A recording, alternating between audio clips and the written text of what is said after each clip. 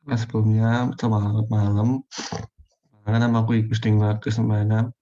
NIM 114.0026 dari tanggal 20. Di sini saya akan apa ya?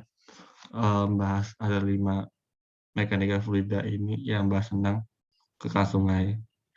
Eh, pada acara ini tuh acaranya lapangan yang mengambil tempat di Kali Kuning yang dilakukan di Medo Watani, Kelompok Sleman Jakarta. Dalam lokasi pengamatan itu terdapat semak belukar serta pohon-pohon. Kemudian dalam pengamatan itu dilakukan pada 2 tempat yang berbeda, yaitu area 1 dan area 2.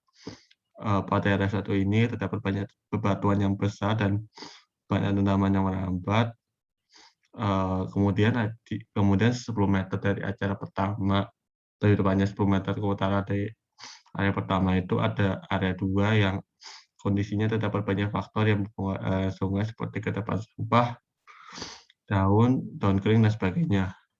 Kemudian kamu acara area 1 dan 2 ini akan digunakan untuk mengukur ketebalan sungai yang didapat hasil luas menambah area pertama yaitu 2,94 meter persegi dengan total lahan basah 5,578 meter, sehingga perbandingan nilainya itu sebesar 0,527. Dengan hal itu disebut jajah hidrolik. Kemudian didapat RE-nya itu sebesar 3,326 kali 10⁴ sampai 2,34 kali 10⁵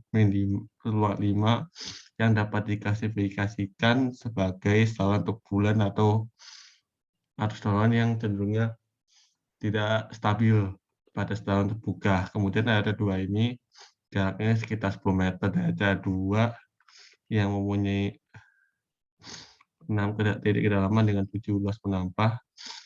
Didapat hasil sekitar panjang jari-jari hidroliknya sebesar 0,67 dan panjang basahnya 7,76 meter.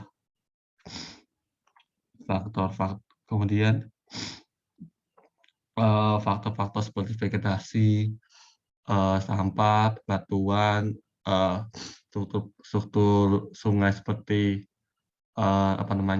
kosong sungai yang disebut juga channel ban ini juga berpengaruh ke kasar sungai, yang hal ini berpengaruh pada debitnya, yang juga pada debit air yang mengalir pada lahan yang mempunyai kosong sungai itu cenderungnya mempunyai kesan yang debitnya itu cenderungnya pada daerah di kanan kiri pada si kosong sungai tersebut. Kemudian jajah hidrolik juga berpengaruh ke nilai keasaran sungai relatif, mempunyai faktor yang pengaruh. Kemudian jika disimpulkan tuh di area pertama itu cenderungnya lebih sedikit untuk fase kedalamannya dibandingkan dengan area kedua yang mempunyai dari kedalaman sungai yang lebih beragam, dan di area 2 ini mempunyai kedalaman dengan nilai RE sebesar 2,94 kali 10⁴ sampai 2,9 kali 10⁵, yang dapat dikategorikan klasifikasi ini sebagai area untuk bulan dengan RE yang lebih besar daripada 1.000 pada saluran terbuka. Kemudian perbedaan jari-jarinya itu juga berpengaruh. Jari-jari pengaruh itu dipengaruhi besar penampang dan penyambasannya.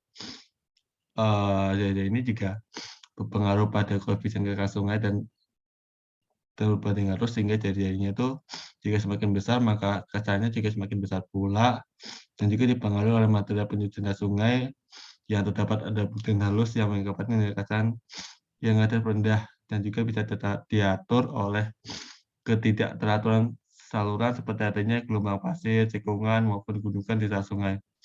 Ukuran bentuknya itu juga bisa pengaruh. Yang juga disebabkan oleh kedalamannya, kemudian ada bentuk gosong sungai atau channel bar yang biasanya dibahas di Praktikum Geografo pada acara bentulan bentuk foveal juga ada vegetasi yang berpengaruh, yang bisa berpengaruh pada keasalan sungainya. Kemudian untuk pemanfaatan itu sendiri ada 2, yaitu pada PLTA yang bisa diseb yang PLTA ini dalam pembangunan juga harus memperhatikan keasalan sungai dan juga debitnya. Pasti kalau mau membangun PLTA juga harus di tempat dengan debit yang cukup luas, sehingga kesannya juga berpengaruh. Kemudian untuk pemerintah itu bisa bekerja sama dengan ahli ahli-ahli terkait seperti ahli geologi juga yang bisa membantu untuk menentukan bagaimana sih, upaya upaya pemerintah kayak, eee, hal yang dilakukan seperti membuat perundang-undangan yang terkait dengan sungai, kemudian untuk mitigasi bencana juga bisa juga sih keasalan sungai ini karena, keasalan sungai yang cenderung besar ini juga pengaruh juga bisa menyebabkan bencana seperti banjir. Mungkin sekian yang bisa saya sampaikan, jika ada salah saya mohon maaf.